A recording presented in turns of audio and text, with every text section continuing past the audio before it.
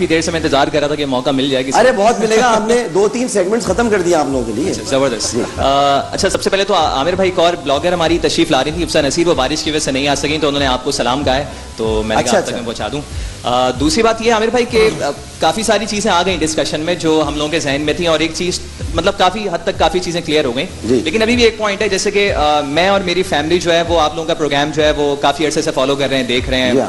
जब आपकी रमजान ट्रांसमिशन नहीं हो रही थी जब भी, और अब जब हो रही है जब भी, उस गेम शो के साथ भी और तमाम चीज़ों के साथ, मतलब मैं वो देखता हूँ कि जैसे कि तारिक अजीज साहब आपके प्रोग्राम में आए, आप उन्हें अपना रोल मॉडल भी मानते हैं, आप कौन से इंस्पिरेशन भी मिली है? कौन? तारिक अजीज साहब।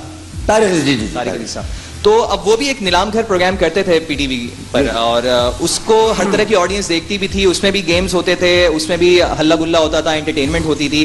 आपका भी इनाम घर माशाल्लाह यहाँ से चल रहा है, लेकिन उसमें होने वाली जो एंटरटेनमेंट है या जो गेम्स हैं वो कभी कभी ऑडियंस को जो है ना वो थोड़ा सा मतलब इस तरह से कहना चाहिए कि इफेक्ट डालते हैं उस पर कि वो एक्सेप्टेबिलिटी वाला एलिमेंट उनमें नहीं आता। जैसे मैं आपको मिसाल दूं, अभी कुछ अर्से पहले जो वो आपका शो हुआ था वो पोल वाला, जिसमें वो गाना गानी थी मोहतरमा, और वो आप जज्बात में आके जो है वो पोल को गले लगा बैठे थे, और देन फिर उसके बाद भी तो वो वीडियो बड़ी वायरल हुई और वो सोशल मीडिया पे ज्यादातर जो है वो घूमती रही। जब मैं वो लाइव देख रहा था प्रोग्राम, अपनी फैमिली के साथ बैठा।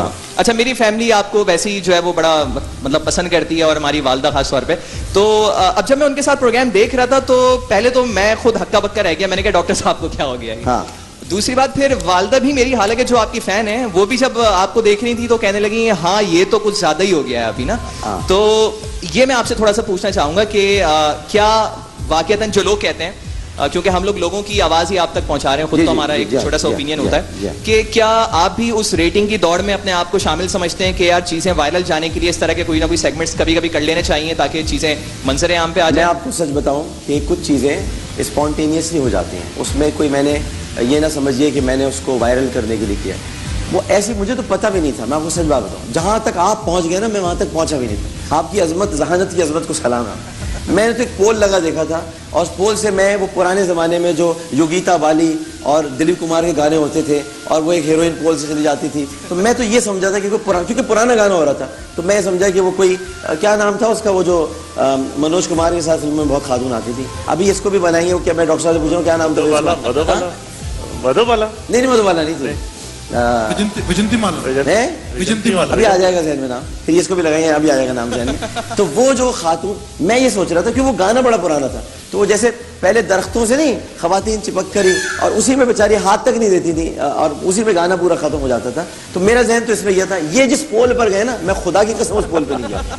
इनका जहन जिस पोल पे गया, ये नॉर्थ पोल पे चले गए, मैं साउथ पोल पे खड़ा हूँ भाई। मेरा वो पोल नहीं था, मेरा ये दरख्त वाला पोल था। अब मेरा जहन नहीं गया, मेरे भाई मेरे माँ बाप अल्लाह नहीं गया। ये तो मुझे पैमरा वालों के उसमें नोट लोगों ने बताया ये वो चीज़ होती है, मैंने कहा ये वो चीज़ होती है, मैं तो वो भी नहीं देखी आज तक क्या चीज़ होती है। तो मुझे बताया गया लोगों ने कि एक पोल ये भी होता है। तो मैं अपने इस अमल पर इस लिहाज से आपसे कहूँगा कि वो स्पॉन्टेनियस था, खुदा का वास्ता उसको कुछ और मत समझिएगा, मैं वैसा आदमी नहीं हूँ, मेरे नज़दीक वो पोल कुछ और पोल था। हाँ, अच्छा डॉक्टर साहब, अच्छा आमिर भाई इसकी क्लैरिफिकेशन